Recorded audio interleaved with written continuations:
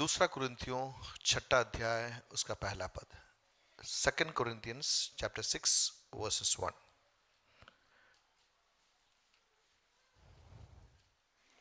दूसरा कुरिन्थियों 6 का 1। हम जो परमेश्वर के सहकर्मी हैं यह भी समझाते हैं कि उसका अनुग्रह जो तुम पर हुआ उसे व्यर्थ न जाने दो। उसका अनुग्रह जो तुम पर हुआ उसे व्यर्थ न जाने दो। कुरिन्थियों की पहली पत्री 15वां अध्याय और उसका 10वां पद।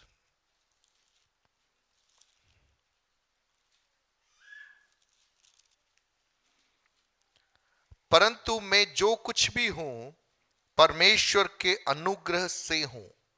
उसका अनुग्रह जो मुझ पर हुआ वह व्यर्थ नहीं हुआ, परंतु मैंने उन सब से बढ़कर परिश्रम भी किया, तो भी यह मेरी ओर से नहीं हुआ, परंतु परमेश्वर के अनुग्रह से जो मुझ पर था। अनुग्रह जो हम पर हुआ है, या तो हम उसका लाभ उठा सकते हैं या हम उसे व्यर्थ गवा सकते हैं। God's grace, God's favor that He displayed over us, either we can lose it in vain or we can make it a gain। या तो आप इसे लाभ की बात बना सकते हैं या आप व्यर्थ गवा सकते हैं। इंग्लिश में एक शब्द होता है गेन। गेन का मतलब होता है लाभ। जैसे कोई सामान खरीदते आप बेचते हैं, अगर आपको ज्यादा दाम मिल गया तो आपको क्या मिला? उसमें लाभ हुआ, गेन हुआ। लेकिन आपने उसे व्यर्थ गवा दिया, उसके लिए शब्द है when, VAIN, when. So either जो अनुग्रह मेरे और आपके ऊपर हुआ है हम उसका लाभ ले सकते हैं या हम उसको क्या कर सकते हैं? व्यर्थ गवा सकते हैं। मेरे पीछे बोलिए, जो अनुग्रह हम पर हुआ है या तो उसका लाभ ले सकते हैं अन्यथा व्यर्थ गवा सकते हैं। ठीक है? अनुग्रह हरेक के ऊपर हुआ है। अनुग्रह हरेक के ऊपर हुआ है। कुछ लोग अनुग्रह को समझे, कुछ को समझ में नहीं आया, लेकिन सच्चाई तो यह है कि अनुग्रह तो सबके ऊपर हुआ है। आप कलीसिया के भीतर है या कलीसिया के बाहर है, सबके ऊपर क्या हुआ है? अनुग्रह हुआ है। ठीक है? यह जो अनुग्रह जो मुझ पर और आप पर हुआ है, इस अनुग्रह को क्या हम लाभ के लिए हम इस्तेमाल ले पा रहे हैं? या कहीं ऐसा तो नहीं हो रहा कि यह अनुग्रह उसे हम व्यर्थ गवा रहे हैं? पौलुस कुरिन्थ के नाम जब पत्री को लिखता है, इस सवाल को वो उठा रहा है। पहले वो इस बात को स्पष्ट कर रहा है कि मैं भी अनुग्रह पाया हुआ हूं, मैं भी अनुग्रह पाया हुआ हूं, और जो अनुग्रह मुझ पर हुआ मैंने उसे क्या नहीं किया? उसे व्यर्थ नहीं गवाया। और उसके बाद में वो दूसरे लोगों को कह रहा है कि आपने भी अनुग्रह पाया है, अपने आप को जांचो, कहीं ऐसा तो नहीं कि आप उस अनुग्रह को क्या कर रहे हैं? व्यर्थ गवा रहे हैं। एक महत्वपूर्ण विषय पवित्र आत्मा ने आज मुझे हम सबके लिए दिया है।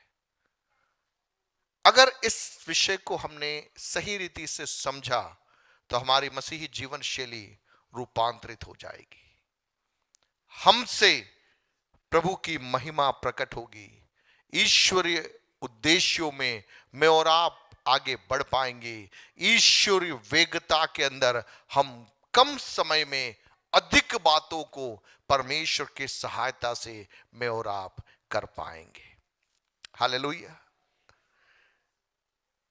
पहला कुरिन्थियों 15वां अध्याय उसका 10वां पद। पौलुस कह रहा है, मैं जो कुछ भी हूं, कैसे हूं? परमेश्वर के अनुग्रह से हूं। मैं जो कुछ भी हूं किससे हूं? परमेश्वर के अनुग्रह से। तो हमारे जीवन का बॉटम लाइन आधार ये होना चाहिए, हम जो कुछ भी है किस कारण से? परमेश्वर के। जितने लोग विश्वास करते हैं अपने हाथों को उठाकर बोलिए, मैं जो कुछ भी हूं प्रभु तेरा अनुग्रह है। 2-3 बार बोल दीजिए, 2-3 बार बोल दीजिए, अंदर से वो आवाज उठने दो, अंदर से वो आवाज दो। अगर आंसू भी निकल जाते तो कोई दिक्कत नहीं है। मैं जो कुछ भी हूं, मैं जो कुछ भी हूं क्या है? प्रभु का अनुग्रह। जो कुछ भी हूं, जो कुछ भी हूं। आप शायद बहुत बड़े व्यक्तित्व होंगे, आपको सब लोग जानते होंगे, या होता है आपको शायद कोई जानता नहीं होगा, लेकिन आप जो कुछ भी हो, it's a grace of God, परमेश्वर का अनुग्रह है। कलीसिया, हमें नहीं भूलना है मेरे प्रियो, हमें नहीं भूलना है, हम जो कुछ भी है परमेश्वर का अनुग्रह है, अनुग्रह है। जो श्वास आज हम अंदर खींच रहे हैं, वो खींचने की ताकत भी उसका अनुग्रह के कारण है। 1 सेकंड लगता है, 1 सेकंड लगता है चीजों को बदलने में। हम सब ने देखे हैं ना, पलक झपकते परिस्थितियां क्या हो जाती है? बदल जाती है। आज लग रहा है कि सब कुछ आपके पास में है, अगले ही पल आपके पैर नीचे से धरती खिसक सकती है। एक बार और बोलिए, मैं जो कुछ भी हूं परमेश्वर के अनुग्रह से। दिल से बोलिए, दिल से बोलिए। ये आज हमारा अंगीकार होने पा, ये हमारा एंट्री पॉइंट है, इस प्रकाशन के अंदर का एंट्री पॉइंट है। मैं जो कुछ भी हूं परमेश्वर के अनुग्रह से हूं। हालेलुया। मैं जो कुछ भी हूं परमेश्वर के अनुग्रह से। जीसस। पवित्र आत्मा एक ऐसी पीढ़ी को अलग करना चाहता है जो जानकारी के आधार पर नहीं चलते, जो सूचनाओं के आधार पर नहीं चलते, लेकिन जिनके पास में प्रकाशन है। हालेलुया। अनुग्रह का एक गहरा प्रकाशन पवित्र आत्मा कलीसिया को देना चाहता है। A revelation of grace। कई बार इस प्रकाशन को लोगों ने गलत तरीके से इंटरप्रेट कर लिया और अपने तरीके से लोगों ने स्वीकार लिया, और उसके कारण आज कलीसिया के अंदर कई प्रकार की टीचिंग्स, कई प्रकार की गलत शिक्षाओं का बोला बोला हो गया, जहां पर लोग कहते हैं कि आपको अनुग्रह है इसलिए आप कैसे भी चल सकते हैं, कुछ भी कर सकते हैं, प्रभु तो क्षमा करता है, कोई दिक्कत नहीं, कैसे भी जीवन बिताओ, वापस आकर क्या करना? प्रभु से माफी मांग लेना और आपका सब कुछ अच्छा हो जाएगा। उसको बोलते हैं हाइपर ग्रेस। हम उसको नहीं सिखा रहे यहां पे, हम हाइपर ग्रेस को सिखा नहीं रहे। दूसरी एक तस्वीर है कि परमेश्वर लकड़ी लेके बैठा हुआ है, आपने कुछ गलती की, दे मारा, राइट मार रहा, लेफ्ट मार रहा है। पुराने जमाने के स्कूल के टीचर के समान का चित्र होता है, परमेश्वर के हाथ में एक लकड़ी है और वह बैठा हुआ है कि कौन बदमाशी कर रहा है, कौन गलती कर रहा है, उसको पकड़ने के लिए बैठने वाले एक परमेश्वर का चित्रण भी कई बार हमारी कलीसियाओं में, हमारे मनोमस्तिष्क में आ जाता है। लेकिन मैं आज आपको सिखाना चाहूंगा, ना तो हमारा परमेश्वर आपकी कमियों को ढूंढकर आपको सजा देने के लिए यहां पर बैठा हुआ है, ठीक है, और न ऐसा है कि आप कुछ भी कर लो सब में कहेगा ठीक है कोई बात नहीं बेटा चल जाएगा, ऐसा भी कहने वाला परमेश्वर नहीं है। हालेलुया। पहला मुझे और आपको समझना है, मैं जो कुछ भी हूं, वॉट एवर आई एम, मैं जो कुछ भी हूं। आप कहते हो कि मेरे पास नौकरी नहीं है, आप कहते हो कि मेरा विवाह नहीं हुआ, आप कहते हो कि मेरे बच्चे पढ़ नहीं रहे, आप कह रहे हो कि मेरा तो सब कुछ बिखरा हुआ है, लेकिन उस बिखरी हुई परिस्थिति के बीच में भी जो कहेगा मैं जो कुछ भी हूं परमेश्वर के अनुग्रह से है, पवित्र आत्मा उसको अगले स्तर में लेके जाएगा।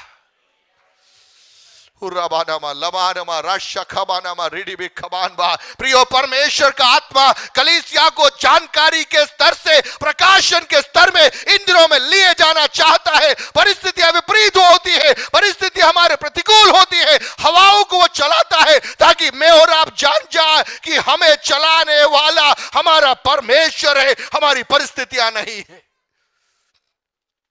जीसस।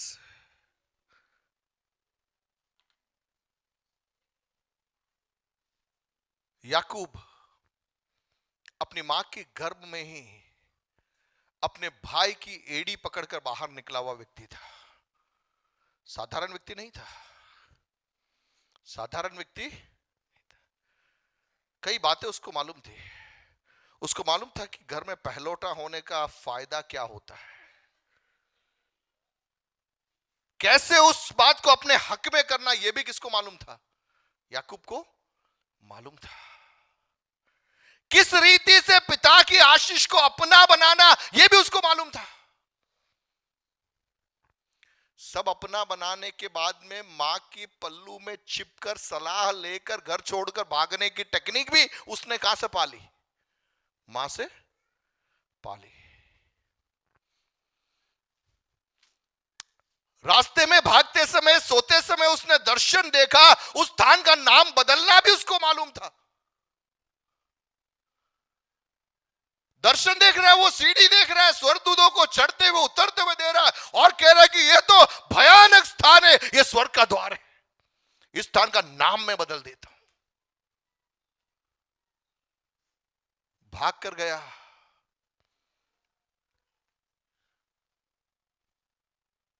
एक पत्नी की जगह दो पत्नियां मिल गई। कुछ समयों के लिए गया था, लगभग 21 साल उसने वहां पे निभा दिए। बहुत भेड़ बकरियां उसकी हो गई। जब वहां से निकलने का मन उसके अंदर आया, उसके पास में टेक्निक भी प्रभु ने दे दी कि कैसे भेड़ बकरियों की संख्या को बढ़ाया जाए। वो टेक्निक भी उसको मिल गई। साइंस में आज भी वो टेक्नोलॉजी अवेलेबल नहीं है, लेकिन वहां पर उसने वो टेक्नोलॉजी का इस्तेमाल कर लिया और क्या कर लिया, अपनी भेड़ बकरियां जैसा चाहता था वैसी भेड़ बकरियां उसने उत्पन्न कर दी। वहां से वो निकला, स्वर्गदूतों का झुंड आकर उससे मुलाकात कर रहा है। वहां भी वो नाम बदल रहा है। याबोक नदी के तट पर वो आ पहुंचा, वहां भी प्लानिंग कर रहा है। ऐसा आ रहा है, हो सकता है वो गुस्से में आ रहा होगा। एक काम करते हैं, मेरे साथ के लोग, इनको 3 टीमों में मैं डिवाइड कर देता हूं। सबसे आगे मैं सेवकों को, भेड़ बकरियों को खड़ा कर देता हूं। इसके बाद में लिया जो है ना, और उसके बच्चों का सेकंड नंबर। इसके बाद में राहेल और उसके बच्चे, सबसे लास्ट में मैं। संदेश क्या है? याकूब तू बड़ी बड़ी बातें कर रहा है, जगहों का नाम बदला, स्वर्गदूतों का दर्शन देखे, सब देखा, लेकिन दिमाग के अंदर क्या चल रहा है? अगर वो भाई आएगा ना तो पहले पहला ग्रुप को मार पड़ेगी। वो खबर पीछे तक पहुंच जाएगी तो मैं क्या हो सकता है? अब मान लीजिए पहले को नहीं पड़ी, दूसरे को पड़ जाए तो भी मैं, तीसरा राहेल का ग्रुप भी निबट जाए तो भी मैं। ये अपना पिक्चर है ना। प्रभु दर्शन दे रहा, प्रभु आशीष दे रहा, स्वर्गदूतों की बातें कर रहे हैं, सीढ़ियों की बातें कर रहे हैं, जगहों का नाम बदल रहे, लेकिन जब परिस्थिति आई तो अपना जान कैसे बचाए उसकी टेक्निक पहले कर रहा है। याकूब, इस भीड़ को तू लेके आया था क्या? तू तो घर से अकेला भागा था ना। पुरखाओं की आशीष ही थी तेरे पास में, तो उन पुरखाओं की आशीष के द्वारा तेरे पास में एक भीड़ आ गई, लेकिन तू यहां क्या कर रहा है? तू अपने बचाव के लिए इस भीड़ को आगे कर रहा है और तू उसके पीछे जाकर खड़ा हुआ है। मैं इस वचन को पिछले दिनों में ही समझ पाया। मैंने भी बहुत धुरंधर प्रचार की है इस पे। याकूब जैसी प्रार्थना हमारी करनी चाहिए। याबोक नदी के तट पर याकूब ने कहा, प्रभु जब तक तू मुझे आशीष नहीं दे रहा मैं तुझे नहीं छोड़ूंगा। मैं तो उसको पॉजिटिव समझ के बैठा था, लेकिन पिछले दिनों में पवित्र आत्मा ने मेरी आंखें खोली। प्रभु ने कहा, अरे यार मैं तो उसको सुधारने के लिए मैं उसके बचपन से उसके पीछे लगा हुआ था, उसको एक एक चीजें बता रहा था, देख ले दर्शन देख ले। वो तो दर्शन देख के उसे लगा कि मेरे से बढ़कर कोई। प्रभु तो कह रहा, यार दर्शन में तुझे इसलिए दिखा रहा हूं कि तू सुधर जाए। तेरे को पत्नी मिल गई, तेरे को बच्चे मिल गए, भीड़ मिल गए, मैं चाह रहा हूं कि तू सुधरे। लेकिन सबको निकालने के बाद में भी ये बंदा क्या खड़ा है? प्रभु आशीष चाहिए मुझे, तो मुझे क्या चाहिए? आशीष चाहिए। मैंने भी शायद इंटरप्रेट ऐसा किया था कि शायद याकूब कह रहा था कि इस भीड़ से बढ़कर, इनकी पत्नी से बढ़कर एक आशीष मुझे चाहिए, लेकिन वो नहीं थी सच्चाई। याकूब के अंदर एक बात थी कि मेरा जीवन बचना है, मेरा जीवन बचना है। वो प्रभु से, प्रभु चाहिए मुझे आशीष। वहां लिखा है कि वो परमेश्वर के दूत के ऊपर भी भारी पड़ गया। छोटा मोटा बंदा था नहीं, मां की गर्भ के अंदर ही कारनामों को करने वाला बंदा था ये। यहां पर परमेश्वर के ऊपर भी वो क्या हो रहा है, हावी हो रहा है। प्रभु ने क्या कर दिया, उसकी जांघ को पकड़ के दबा दिया, वो नस को दबा दिया पकड़ के। और प्रभु कह रहा है क्या, तेने कईयों का नाम बदला ना, तेरा नाम क्या है? तूने सोचा कि जगहों का नाम रखने का अभिषेक मुझे दिया है, तूने सोचा कि स्वर्गदूतों को देखने की सेवकाई मुझे दी है, तूने सोचा कि यह स्वर्ग का द्वार ये कहने की सेवकाई मुझे दी है। मैं तेरे अंदर कुछ बदलना चाहता हूं। उसके पैर को पकड़ लिया और बोला कि आज से तेरा नाम याकूब नहीं लेकिन इज़राइल होगा। प्रियो, कहानी वहां समाप्त नहीं हुई, कहानी वहां समाप्त नहीं हुई। अब याकूब दौड़ नहीं पा रहा, वो क्या कर रहा है, लंगड़ा रहा है। लेकिन एक बहुत सुंदर चीज जो वहां पर मैं उस आयत को निकाल दूं, मैं आपको पढ़ के बताऊं।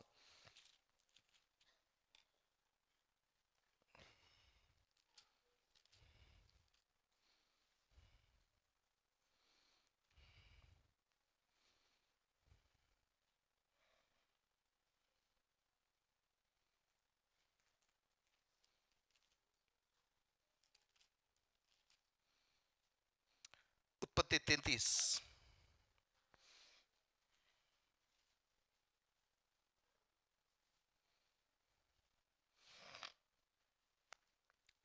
के 2 में आप देखिए, उसने सबसे आगे लड़कों समेत दासियों को, उसके पीछे लड़कों समेत लिया को, और सबके पीछे राहुल को और यूसुफ को रखा। ठीक है,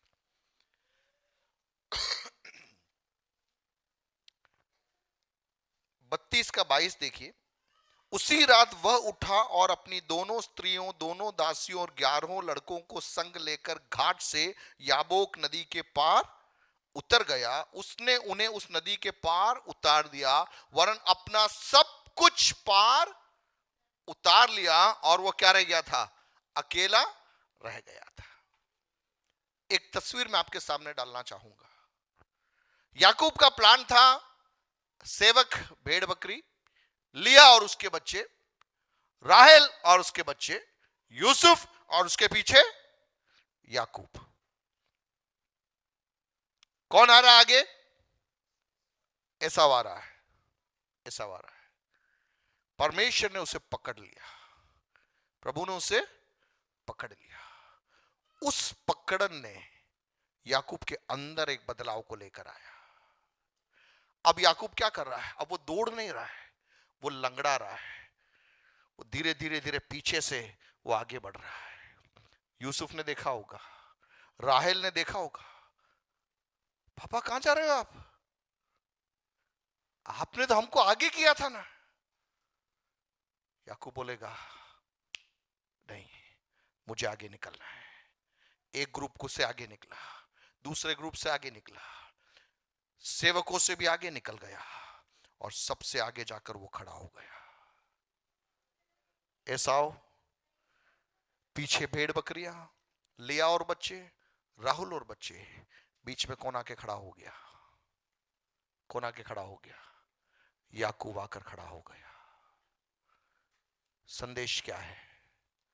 संदेश यह है, परमेश्वर का आत्मा चाहता है मैं और आप अपना जीवन बचाने की फिराक को बंद करके अपने प्राण को खोने के उस मानसिकता में जब हम होकर खड़े होते हैं, हमारे जीवन में असली आशीष को हम पाते हैं।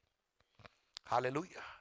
उसके पहले तक याकूब ने जो कुछ भी किया अपना प्राण बचाने के लिए किया था। अपनी कुर्सी को मजबूत करने के लिए याकूब ने सब कुछ कर दिया। और आश्चर्य की बात कि प्रभु भी मानो उसका साथ देता रहा। हालेलुया। लेकिन वास्तविकता में परमेश्वर उस पर दया कर रहा था।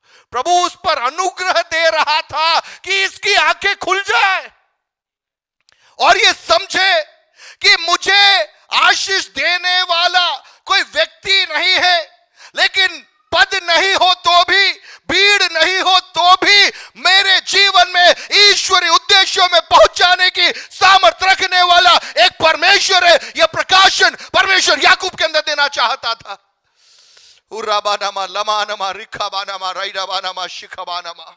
जो अपने प्राणों को बचाएगा वो अपने प्राणों को खो देगा, लेकिन जो अपने प्राणों को मसीह के निमित्त खोएगा वो उसे पाएगा। यह है अनुग्रह का सुसमाचार। यह है अनुग्रह का सुसमाचार। कुछ बातों को इकट्ठा करके हम सफल हो गए यह कहना नहीं प्रियो। जब सब कुछ हाथ से निकल जाता है तब भी कहना जो कुछ भी हो मेरे प्रभु के अनुग्रह से हो। शबानमा ला सिखबानमा खबानमा। कलीसिया, क्या मैं और आप तैयार हैं? क्या मैं और आप तैयार हैं? हमारे व्यक्तिगत जीवन में, हमारे पारिवारिक जीवन में आज जो कुछ दिख रहा है, अगर ये हाथ से निकल भी जाए तो भी कहने के लिए जो कुछ भी हूं अनुग्रह से हूं, अनुग्रह से हूं। जब कुछ नहीं था तूने दे दिया, चला गया, तेरी इच्छा हो तो वापस दे देगा। हालेलुया। पौलुस कह रहा है कि जो कुछ भी हूं अनुग्रह से। 1 कुरिन्थियों 15:10 में वापस आ जाए। उसका अनुग्रह जो मुझ पर हुआ वह क्या नहीं हुआ? व्यर्थ नहीं हुआ, परंतु मैंने उन सबसे बढ़कर क्या किया? उन सबसे बढ़कर का मतलब वो कह रहा है कि जितने प्रेरित लोग थे, जितने चेले लोग थे, सबके ऊपर क्या हुआ था? अनुग्रह हुआ। लेकिन मैंने क्या किया? जब अनुग्रह मुझ पर हुआ, जो अवसर मुझे मिला, मैंने उस अवसर का भरपूर फायदा उठा लिया, भरपूर लाभ उठा लिया। हालेलुया। क्योंकि वास्तविकता में देखा जाए तो पौलुस तो जब यीशु मसीह जिंदा था उस टीम का मेंबर था ही नहीं।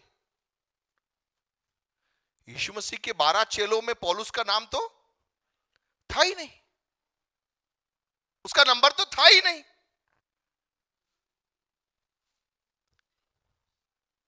पौलुस को अवसर नहीं मिला यीशु के साथ में घूमने फिरने का। पौलुस को अवसर नहीं मिला यीशु के साथ में उस रूपांतरण के पहाड़ पर जाकर मूसा और एलिया को देखने का।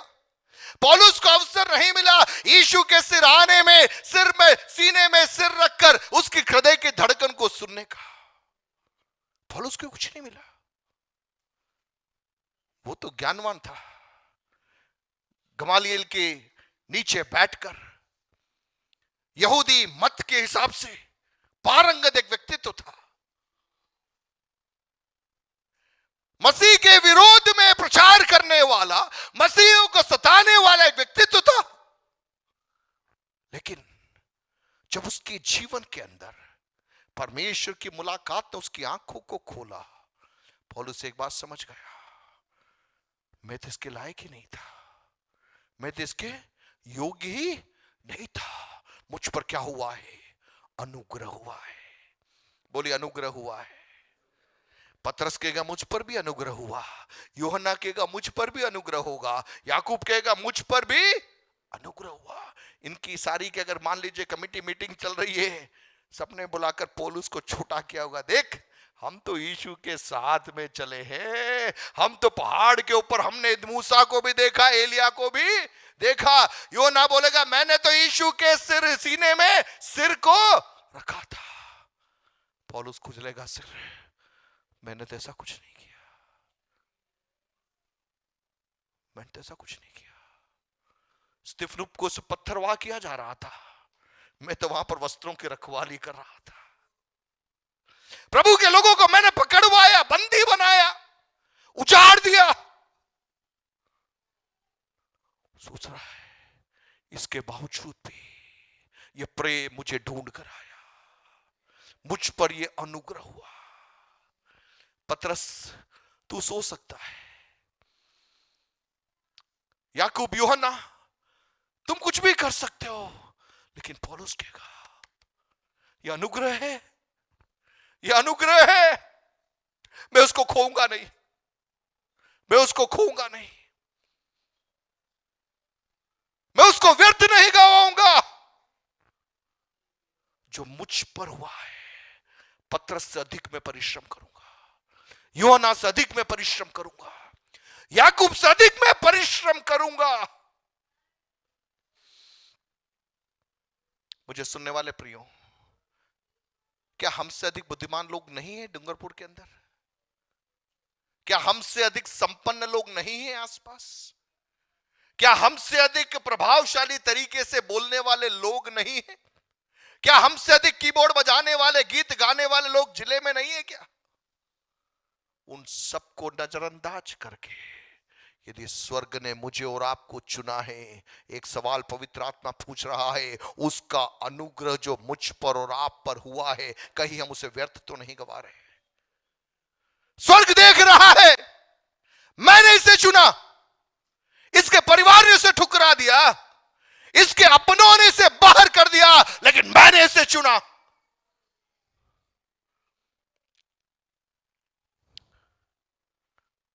मैंने अनुग्रह किया। लेकिन सवाल, आप क्या कर रहे हैं? पौलुस कह रहा है, आई लेबर्ड, मैंने परिश्रम किया। बोले परिश्रम किया, जोर से बोले परिश्रम किया। तो इस अनुग्रह के अंदर एक परिश्रम है। There is a labour inside the grace, inside the grace. अनुग्रह के अंदर एक परिश्रम है प्रियो।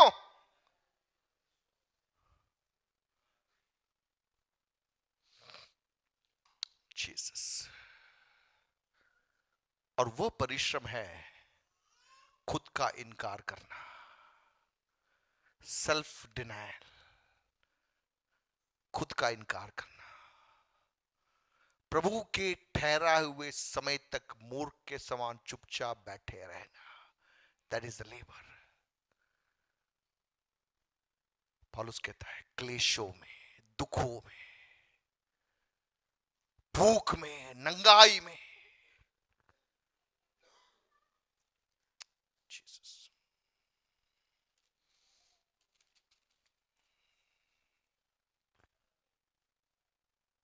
दरिद्रता में, संकटों में, कोड़े खाने में, कैद होने में, हुल्लड़ों में, जागते रहने में, उपवास में, पवित्रता से, धीरज से, कृपालुता से। एक बहुत बड़ी लिस्ट 6 अध्याय में दे रखी है, 2 कुरिन्ती 6 अध्याय के अंदर, किन किन क्षेत्रों में पौलुस ने परिश्रम किया। जीसस। उसका अनुग्रह जो मुझ पर और आप पर हुआ, हमें क्या नहीं गवाना है? व्यर्थ नहीं गवाना है। It's a grace. हम उसके लायक नहीं थे, वी वर नॉट वर्दी, हम उसके लायक नहीं थे, लेकिन उसने हमें पहुंचाया। इफिसियों की पत्री 2:4-10, उसके अंदर से एक बात को बोलकर मैं आगे बढ़ूं। वहां पर हम इस बात को समझ पाते हैं, हमारी असली स्थिति थी कि हम पाप में मरे हुए थे, हम पाप में मरे हुए थे। उसने क्या किया? उसने हमको जिलाया, उसने हमको उठाया, उसने हमको स्वर्ग स्थानों में बैठाया और भविष्य में प्रकट होने वाले उस असीम धन को उसने दिखाया। हम कौन थे? मरे हुए थे। हम कौन थे? पाप में मरे हुए थे। यीशु मसीह ने क्या किया? उसने हमें जिलाया, उसने हमें उठाया, उसने हमें बैठाया और बोला, बेटा देख, भविष्य में यह असीम धन जो मैंने तेरे लिए रखा है, द रिचेस ऑफ हेवन, स्वर्ग की महिमा को दिखाया। हालेलुया। हम कौन थे? मरे हुए थे, उसने क्या किया? जिलाया। उसने क्या किया? उठाया। उसने क्या किया? बैठाया। उसने क्या किया? दिखाया। ये सब दिखाने के बाद में उसने एक काम सौंपा। इफिसियों की पत्री 2 अध्याय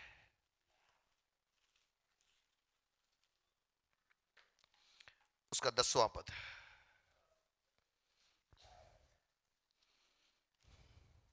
यह काम करिए, 4 से पढ़ लेते अपन, 2 के 4 से। परंतु परमेश्वर ने जो दया का धनी है, अपने उस बड़े प्रेम के कारण जिससे उसने हमसे प्रेम किया, जब हम अपराधों के कारण कैसे थे? मरे हुए थे, तो हमें मसीह के साथ, जोर से बोले, जिलाया। किसके साथ जिलाया? मसीह के साथ जिलाया। ब्रैकेट में लिखा है कि अनुग्रह ही से तुम्हारा क्या हुआ है? उद्धार हुआ है। जोर से बोले, अनुग्रह ही से। अनुग्रह ही से। हम तो पाप में मरे हुए थे, लेकिन उसका अनुग्रह हम पर हुआ कि उसने हमें क्या किया?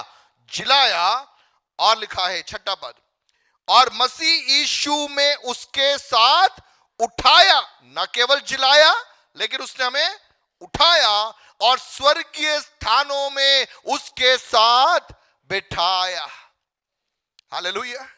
बोले, न केवल जिलाया, लेकिन उठाया और बैठाया। क्यों बैठाया? देखिए, कि वह अपनी उस कृपा से, अनुग्रह से, जो मसीह यीशु में हम पर है, आने वाले समयों में अपने अनुग्रह का असीम धन दिखाए। हम कौन थे? मरे हुए थे। उसने क्या किया? हमको जिलाया। उसने हमको उठाया। उसने हमको बैठाया। क्यों बैठाया? राजनीति पे चर्चा करने के लिए? इसका क्या करूं, उसका क्या करूं, इसकी टांग खींचू, उसकी टांग खींचू, उसके लिए बैठाया? कानाफूसी करने के लिए बैठाया? बुराई करने के लिए बैठाया? किसके लिए बैठाया है? किसके लिए बैठाया है? आने वाले समयों में अपने अनुग्रह का असीम धन। हालेलुया। आने वाले समयों में परमेश्वर क्या दिखाने जा रहा है?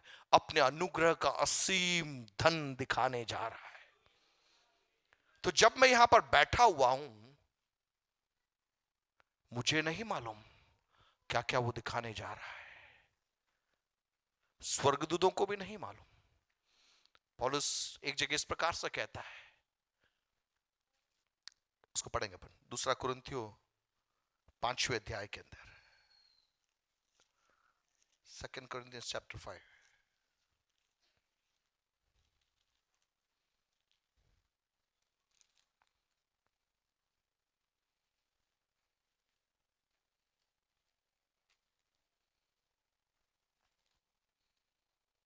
सॉरी, 1 Corinthians, 1 कुरिन्थियों 4 अध्याय और उसका 9वां पद का आखिरी भाग। क्योंकि हम जगत और स्वर्गदूतों और मनुष्यों के लिए एक तमाशा ठहरे। 1 कुरिन्थियों 4 का 9 का आखिरी भाग। क्योंकि हम, for the world, for the angels and for the man, जगत के लिए, स्वर्गदूतों के लिए, मनुष्यों के लिए हम क्या ठहरे? जोर से बोले, तमाशा ठहरे। जोर से बोले, मैं आपको इसे समझाऊंगा। हम मरे हुए थे, हमको क्या क्या उसने? जिलाया। हमको उठाया और हमको क्या कर दिया है? बैठा दिया है। और बोल रहा, तू देख। क्या देखना है? आने वाले समयों में प्रकट होने वाले अनुग्रह का असीम तुझे देखना है। अब ये बैठा हुआ है, दूसरों को समझ में नहीं आ रहा है, जगत को समझ में नहीं आ रहा है कि ये बैठा क्यों है। जगत को समझ में नहीं आ रहा, स्वर्गदूतों को भी समझ में, मनुष्यों को भी समझ में, लेकिन इसको मालूम है कि मुझे बैठाया गया है। मैं तो मरा हुआ था, मुझे जिलाया गया, मुझे उठाया गया, मुझे बैठाया गया। आने वाले समयों में अनुग्रह का असीम धन प्रकट होने वाला, मुझे वो देखना है। वही कारण था कि पौलुस को जब मार भी पड़ी, शरीर से लहू भी बहा, कारागृह में बंद भी हुआ, वो रोना धोना नहीं कर रहा है, वो शिकवा शिकायत नहीं कर रहा है। उसको मालूम है कि मैं तो पहले ही मरा हुआ था, मैं तो पहले ही मरा हुआ था, मुझे तो उसने जिलाया, मुझे तो उसने उठाया, अब मुझे उसने बैठाया है, तो इस कारागृह के अंदर एक असीम धन प्रकट होना है। हालेलुया। पवित्र आत्मा गहरे प्रकाशन में ले जाना चाहता, मुझे नहीं मालूम कितनों को समझ में आएगा या नहीं। There is a ministry inside the prison. कारागृह के अंदर एक सेवकाई है, लेकिन हर व्यक्ति के लिए नहीं है। भीड़ है मंच की सेवकाई करने के लिए, लेकिन पवित्र आत्मा ढूंढ रहा है कौन है जो कारागृह के अंदर गुमनामी में, अकेले में, लहूलुहान शहर के बीच में वो असीम धन को देख के बैठेगा। जीसस, उसके द्वारा जागृति होती है, वो होता है प्रेरित।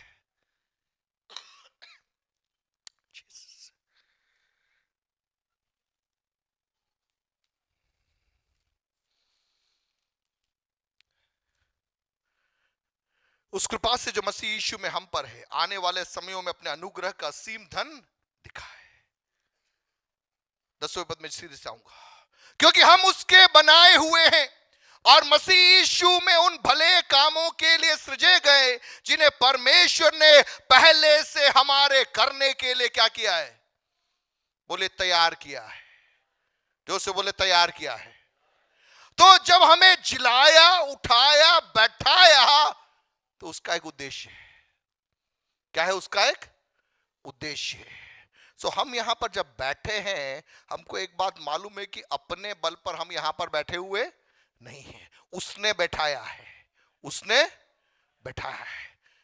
पतरस बोलेगा हम तो यीशु की टीम में थे, याकूब भी बोलेगा अरे हम तो उसके प्रेयर टीम के लोग थे, यूहन्ना बोलेगा मैं तो इनर कोर का खास आदमी था, लेकिन पौलुस बोलेगा यार मेरे पास तो ऐसा कुछ नहीं है, मेरे को तो बैठाया है, मैं तो यही बैठा रहूंगा, मैं यही बैठा रहूंगा। उसके लिए परिश्रम करना पड़ेगा, उसके लिए दर्द लगेगा, तकलीफ। बाकी सबको आजादी है, बाकी सब कुछ भी कर सकते हैं, लेकिन ये तो बैठाया गया है। इसको मालूम है एक पल के लिए भी अगर इस अनुग्रह से मैं बाहर आया तो मेरा जहाज दुर्घटनाग्रस्त हो जाएगा। मेरे पास में बैकग्राउंड स्टोरी कुछ नहीं है। हालेलुया। दूसरा शमूएल 9वें अध्याय की 1 से 13 को आप घर जाकर पढ़ना। वहां पर एक व्यक्ति है जिसका नाम है मपीबोशेत। कितने लोगों ने ये नाम सुना है? नहीं सुना था, जाके पढ़ के देखना। शाऊल इज़राइल का राजा था, योनातान उसका बेटा था। योनातान के बेटे का नाम क्या था? मपीबोशेत। क्या नाम था? मपीबोशेत। जिस दिन शाऊल की और योनातान की मृत्यु हुई और यह खबर उसके घर में पहुंची तो दाई इस बेटे को लेकर भागी, बच्चा हाथ से नीचे गिर गया, इसके दोनों पैरों से वो लंगड़ा हो गया और इसकी दाई इसको ले जाकर दूर कहीं छिपा के रख दिया। दाऊद राजा बन गया, लेकिन दाऊद चूंकि परमेश्वर के हृदय के अनुरूप चलने वाला था, उसने कहा मेरे अंदर परमेश्वर की प्रीति है। शाऊल ने मेरे खिलाफ कार्य किया, लेकिन क्या कोई है क्या शाऊल के घराने में जिंदा जिसके ऊपर मैं परमेश्वर की प्रीति दिखा सकूं? दूत भेजा, पता करो कोई है क्या। ढूंढा, एक लड़का है, योनातान का लड़का, लेकिन वो दोनों पैरों से लंगड़ा है। हिंदी बाइबल का पंगुला है, दोनों पैर उसके काम नहीं करते। दाऊद ने बोला बुलाओ बुलाओ, उठाओ उसको, उठाओ। क्यों? वो चल नहीं सकता। उसको उठाकर लेकर आए होंगे। मपीबोशेत का हृदय धड़क रहा होगा, मेरा दादा मारा गया, मेरा बाप मर गया, पूरे घराने में मैं अकेला बचा हूं, अब मैं भी नहीं बचूंगा। उसने सोचा कि मृत्यु की आज्ञा के साथ में मुझे पकड़वा कर लाया गया है, लेकिन मपीबोशेत तुझे दाऊद के सामने लाया गया है। जो परमेश्वर के समान प्रीति करता है। दाऊद ने मपीबोशेत को बोला, मपीबोशेत, तू पैरों से पंगुला है, तू लंगड़ा है। मपीबोशेत अपने बारे में कहता है, I am a dead dog, मैं तो मरे हुए कुत्ते के समान हूं। दूसरे शब्द में मपीबोशेत कह रहा है, मैं जिंदा हूं मरा हूं बात बराबर है, मैं किसी काम का नहीं हूं। मेरा खानदान इज़राइल के लिए दाग का कारण बना है। लेकिन दाऊद कह रहा है, मपीबोशेत, तेरे स्थान को मैं बदलने जा रहा हूं। तू पैरों से पंगुला है, लेकिन मैंने तुझे जिलाया, मैंने तुझे उठाया। तू मेरे साथ जहां पे राजकुमार बैठा करते हैं उस मेज पर तू बैठने जा रहा है। तू उस मेज पर बैठेगा। एक और प्रकाशन में बोलूं, मपीबोशेत को मालूम है वो बैठाया गया है। मपीबोशेत को मालूम है उसके दोनों पैरों से वो पंगुला है। बाकी राजकुमारों को नहीं मालूम होगा। वो राजकुमार अपने पैरों में चलकर आकर वहां पर मेज में बैठेंगे। मपीबोशेत को बैठाया गया है। लोगों को लगेगा ये तो सब ठीक है, क्योंकि मेज के उस चादर के नीचे है मपीबोशेत का पैर, चादर के ऊपर तो सब कुछ ठीक लग रहा है। ये राजकुमार मस्ती कर रहा है, वो राजकुमार मस्ती कर रहा है, लेकिन मपीबोशेत को इजाजत नहीं है। जगत के सामने, स्वर्गदूतों के सामने, मनुष्यों के सामने मपीबोशेत एक तमाशा बन रहा है। बाकी लोग कहेंगे हम तो हमारी मर्जी वो सब कर सकते हैं, लेकिन मपीबोशेत तू पंगुला है, तू नहीं कर सकता, तू नहीं कर सकता। तेरी योग्यता से बाहर मैंने तुझे छिलाया, मैंने तुझे उठाया, मैंने तुझे बैठाया है कि तू नित्य इस मेज पे बैठा रहे। तेरी सेवका इधर उधर भागना नहीं है, इस नित्य मेज पे बैठना है, इस मेज पे बैठना है। जब इस मेज पे बैठेगा तेरा पंगुलापन दुनिया नहीं देखेगी। तेरा ऊपर का जो भाग है वो अन्य राजकुमारों के समान है, वही लोगों को दिखाई देगा। लेकिन तू ध्यान रखना, तू पंगुला है, तू पंगुला है। दूसरे लोग पर्दा खींचकर भाग सकते हैं, लेकिन तू भाग नहीं सकता, क्योंकि स्वर्ग ने तुझे ऐसा बनाया है। याकूब तू अब दौड़ नहीं सकता, तेरी जान की नस को पकड़ दिया गया है। अब तू लंगड़ाएगा, लेकिन मेरी इच्छा को पूरा करेगा। एक पीढ़ी को पवित्र आत्मा ढूंढ रहा है जो कहेगा, जो अनुग्रह हम पर हुआ है, जो अनुग्रह हम पर हुआ है, उसे मैं व्यर्थ जाने ना दूंगा। आंखों को बंद करें, प्रार्थना में जाएंगे। जीसस, सौंपे अपने आप को एक क्षण। प्रभु का अनुग्रह जो स्वर्ग ने मेरे और आपके ऊपर किया है, स्वर्ग पूछ रहा है, एक क्षण अपने स्थानों पर खड़े हो जाए। हम अपने आप को प्रभु के हाथों में सौंपे। जो अनुग्रह हम पर हुआ है, हम उस अनुग्रह को व्यर्थ न जाने दें। अपने आप को समर्पित करें।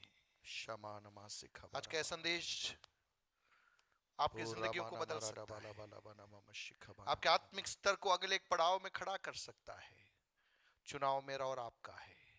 जो अनुग्रह हम पर हुआ है, हम उसे व्यर्थ न गवाए, व्यर्थ न गवाए। मसीह के राज्य के लिए लाभ के रूप में उस अनुग्रह को हम रूपांतरित करें। Thank you Jesus.